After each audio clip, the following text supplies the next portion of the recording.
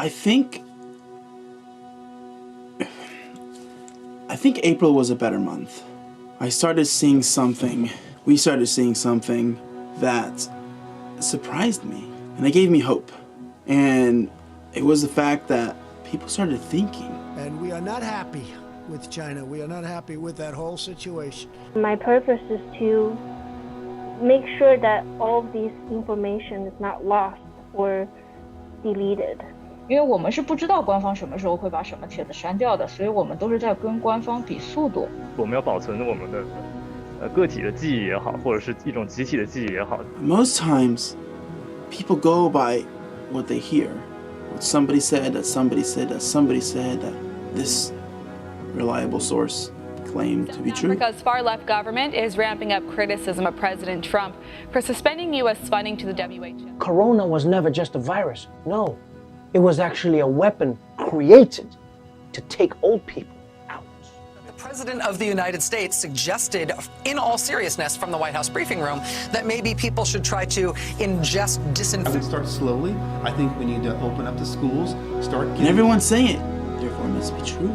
What surprised me was that I started seeing consistent information that led me to believe that we weren't that crazy after all.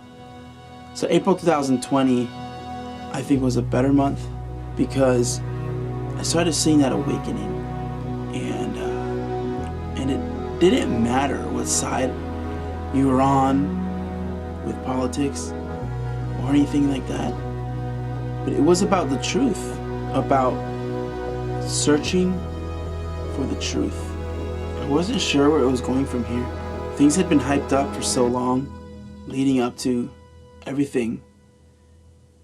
You know, we're gonna be out for a year and a half, 2 years and a half. But are you optimistic it'll be on the shorter end? I mean, I've heard people say maybe by December we could imagine starting production. No, I mean, I don't. For a year and a half, 2 years and a half. We're gonna be out for a year and a half, a year. And I still thought back then that we were. I remember September 11, 2001. I think I was like 11 years old. Now that was a long time ago. And it changed the way I thought, changed the way I perceived the world. President Obama signed into law a 4-year extension of the Terrorism Fighting Patriot Act. It awakened me. Now there's so many kids that were born during that time that didn't know any different, or they didn't know pre 9/11.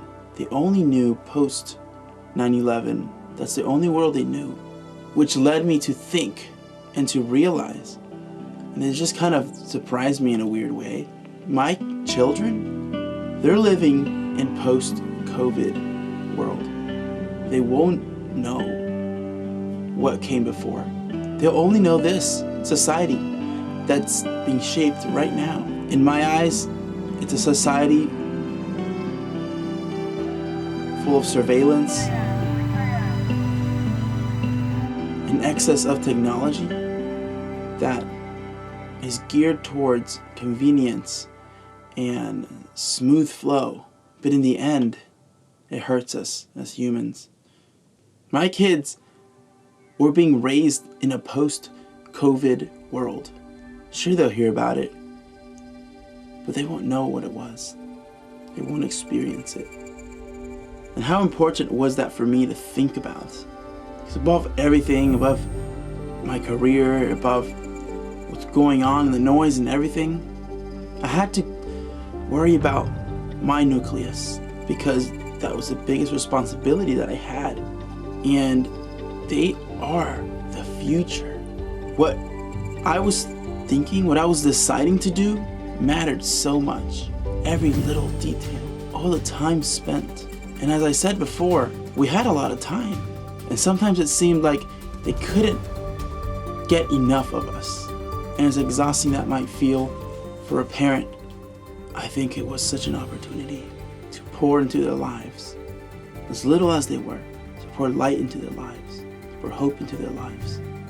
Because one might feel responsibility for the immediate future, and you might do something crazy, maybe. and that's fine. But the responsibility for the future is so heavy and it's so big. It's overwhelming. We're too small for that. We can't worry about it, honestly. I just took every day as its own little universe. Some of those days we didn't really have anything to do. I was still waiting on a job opportunity. I was working on a bunch of different podcasts and music and stuff, but some days there wasn't much to do. And in the midst of deciding that, you're just like, well, I guess I'm gonna spend time with the kids. What better thing to do? And I just thought, how awesome would it be? Yes, our life was ordinary. There wasn't anything crazy going on. It wasn't some kind of thriller. But maybe that was the thing that stood out. Just an ordinary family of artists and musicians and bakers and videographers fighting to stay standing in like that crazy economy. An ordinary story of survival was what I thought the world needed. So I set on this journey, and I knew it was going to be a long haul.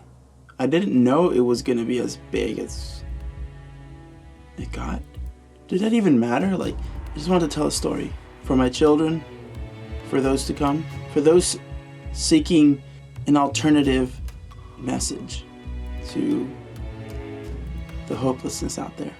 I know, and I knew back then, that what was going on in April of 2020 was not the hardest thing. Like, there will be more. There will be harder times. And it just, wow. Like, maybe I'll be around for it, maybe I won't. My kids probably will. And I need to leave them something. Leave them a message. I began this story. Story for the future. Is it a good time to be alive? Yeah. What do you think, Aaliyah? Is it a good time to be alive? Yeah.